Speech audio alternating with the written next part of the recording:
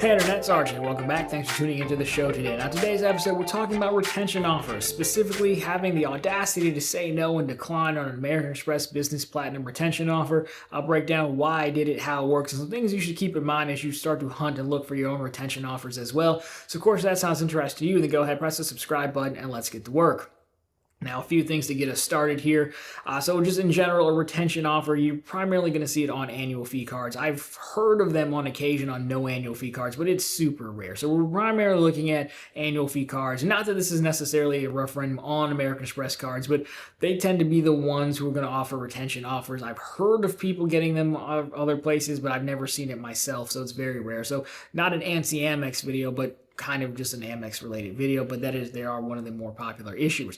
Now, retention offer comes up in year number 2 of a card. So in year number 1, like my Business Platinum, for example, you get the I got 200,000 membership reward points for $15,000 in spend. So that's your intro offer, your welcome offer. Everyone's pretty happy, right? But in year number 2, you have to have a keep or cancel decision where, I chose to cancel the card, right? You may choose to keep it, but if you're trying to cancel, or even if you're going fishing, there's a chance that the issuer may offer you a retention offer, a smaller offer to keep the card for 1 more year. We see these in various amounts. Sometimes they'll just give you points. Like, here you go. Like when I had a Delta Platinum, they just gave me points and I could keep it. Or sometimes it'll be another spend offer. Spend so much money, we'll give you another little bonus, things like that. And so if you agree, then you got to keep it for a year. So that's what a retention offer is. Now you should always, call and ask for one and play the game of, am I going to keep it or cancel it, just to see what you can get. But in my case, I'll walk you through this. I had Business Platinum came due. They will not, as always with annual fee cards, there is no reminder. The $700 charge appears on your statement. And if you call within 30 days to cancel it, that's refunded to you. So I wanted to cancel the card. I did a whole video on this already and why I canceled this. I won't go into too much detail, but I did want to cancel. I wasn't fishing for a retention offer. And so, of course, you're going to go through the whole rigmarole of like, let me tell you about the card, this, that, and the other. And then he's like, what would do it for you? I mentioned at the beginning, let me see what retention offers you have, because might as well just ask. And he goes through the whole rigmarole of how cool the card is, this, that, and the other. And then finally, after I keep saying, when you're ready, please cancel the card, I just want to keep saying. And then he's like, well, I do see you have an offer on your account for 15,000 membership reward points with $5,000 in spend. And this is where the story gets interesting, why I thought it'd be worth talking about. Because he said that, which is fine, standard fanfare, and then he converted it to dollars. He said, so that's like $150 at one if you're redeeming it 1 cent a point. But he also said, well, you've also got to spend $5,000. So if you did that at the 1x category, well, then you're looking at $200. And for the remainder of the conversation, he said $200, which I'm not saying he's directly being misleading. You can definitely make the argument. I think it's a bit of a reach. But in the context when you're trying to decide something, I don't think it was a $200 retention offer. It's a 15,000 MR point offer. The reason being is, as you know, membership reward points have varying values. You can transfer them out to Delta, which is 1.2 cents. You can send them to Hilton or Marriott. There's a Business Platinum. You can cash them out at 0.8 cents a point unless you have the business checking account, which I have, then it's 1 cent per point, which is maybe what he was thinking about. You could go through the Amex travel portal, which is significantly worse, which I've done once or twice just to see how bad it was. It was not great. So all that to say, the first 2 things I think we can take away from here is that, one, when you call in, have a number in mind, first of all, so you're not surprised. They're like, oh, they're offering me something, right? For me, I love my numbers. If you could offer me $500 or 50,000 membership reward points, I would keep it.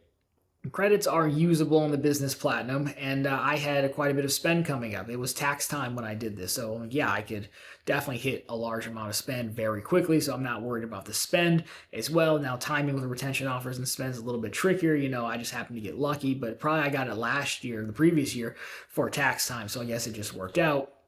But anyhow, have your number in mind, just as an anchoring point, so you know what you're looking for. And then number 2, if they have your valuation of how you value those points in mind, right?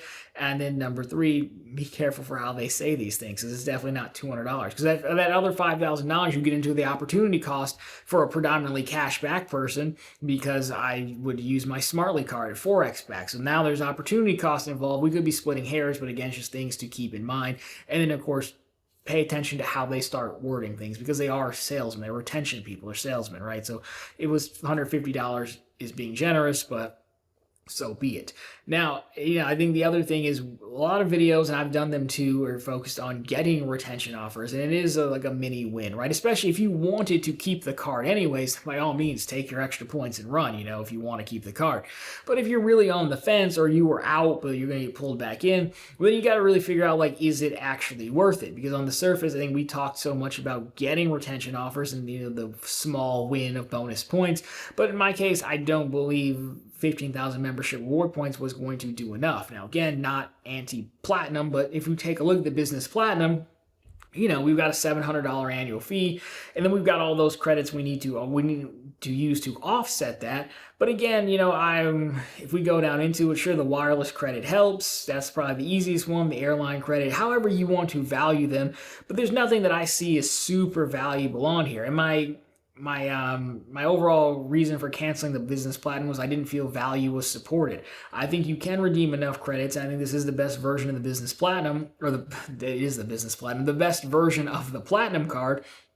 But I don't see, for me, those benefits in section 4 there aren't really what they used to be. Marriott Gold, Hilton Gold, not what they used to be. Sky Clubs are, at the time of taping, they're getting capped on how many times you can go, which I don't think it's really that big of a deal, but it still hurts because it used to be unlimited and now it's capped for the same price. So for me, value is not supported in those benefits. So even if you knock $150 off, even if I credit him saying $200 off, I just don't see why I would personally want to go through the hassle, albeit I think this is a less of a hassle to use these coupons than it was on the business platinum, or the personal platinum, and the monthly Uber credits and this, that, and the other. I just really hate the food services. So for me, $150, I still don't see myself coming out ahead any on the card, because of how I personally value these statuses and these credits and things like that. I think that's one of the decisions that need to be looked at. That's why I go back to, you got to have your number in mind, like what would help me offset this enough that I think I'm coming out slightly ahead. And, for me, it just didn't do it. For you, again, $150 could be. Maybe if you're looking at this and you're like, you know what?